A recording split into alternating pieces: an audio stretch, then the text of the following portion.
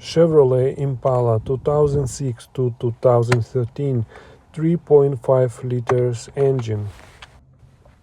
The mass airflow sensor is located between the air filter box and the air filter pipe.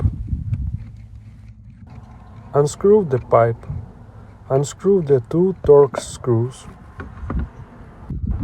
Replace the sensor and put everything back together.